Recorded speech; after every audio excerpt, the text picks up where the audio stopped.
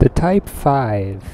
Hey guys, how's it going? That's the gun I'm using for this episode of the guns in Battlefield 1943. I'm using the primary guns only.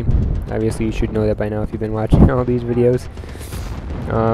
Type 5 was a semi-automatic Japanese rifle. It was designed, it was manufactured actually by Yokosuka Naval Arsenal in 1944 and then produced in 1945. A slight known fact, a little known fact, there was only 250 of these built in the entire world, so extremely rare gun. It's hard to believe this was even in a video game, considering no one ever used this barely in real life, except for a couple fucked up Japanese people. But anyway, this got into more information. It weighed 9.13 pounds. The length was 43¼ inches, and the barrel length was a small 590 millimeters. The cartridge on this gun used the Arisaka cartridge, which was a 7.7 by 58 millimeter cartridge. That's what it used. It was a gas-operated semi-automatic rifle and a rotating bolt. The muzzle velocity is 2,700 feet per second, which equals out to 840 meters per second. The feed system, it has a 10-round internal box magazine loaded with 2 separate round stripper clips. It's basically what the Japanese wanted to do was create a replica of the M1 Garand that the Americans used. Basically, what this is, that's why that's why it's in this game alongside the M1 Garand, as it is basically the same exact gun. The Japanese wanted to copy it. The only thing that is different is the reloading system's obviously different. The M1 Garand had the it had the magazine where you put the things. The magazine, we basically put the clips at the top of the gun. This gun, it was just a normal thing. If you see me reload in this game, you know what I'm talking about. So basically, that's how it reloads. As I said, only 250 in this, 250 in the world that were made. So again, not very popular gun whatsoever. It was an experimental gun. Kind of reminds me of the G11 in Black Ops. I'm referring to a game that a lot of people hate, but just a side note, it's just like the G11. The G11 was never actually a gun. It was a prototype that failed during Vietnam, and the ammunition is very rare even today to come across.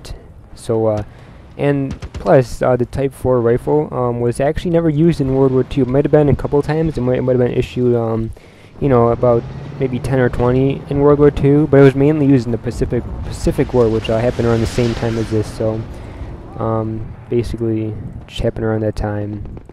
Let's look at some Battlefield 1943 stats. It's a 3-shot kill in all ranges, so it's kind of overpowered. I just played about 10 matches with this gun and I got like 10 plus kills every game. So it is a 3-shot kill from all ranges. The ammo capacity is inaccurate. The ammo capacity in this game, it holds an 8-round clip. In real life, it uses a 10-round clip, so it's not very accurate. The rate of fire is 250 RPM and is obviously used by Japan. In this game, you can use a bayonet or you can mount rifle grenades, which are very, very powerful. As you see right here, I think, perfect timing. I think right here, I take out the rifle grenade and I take out the guy in the tank and another guy who's standing in front of it. So I was really effective in one shot, I would say. Let's see. Type 5 is a primary issued rifle. It's in the rifleman kit, obviously, and it's a very effective at long range, being able to kill in 3 body shots no matter what. It's small clip of 8 rounds, which, as I said, is inaccurate from real life. Narrow crosshairs and long reload can be can screw you up in close quarter combat. As you just heard, the crosshairs and long reload time can definitely screw you up in a short range battle. But with a skilled player can obviously effectively get kills just because of its high power. As I say, as long as you stay back. It's kind of like the sniper. It's not something you want to be going. I think I actually said that with the M1 Garand. The M1 Garand is not a gun you want to rush around with.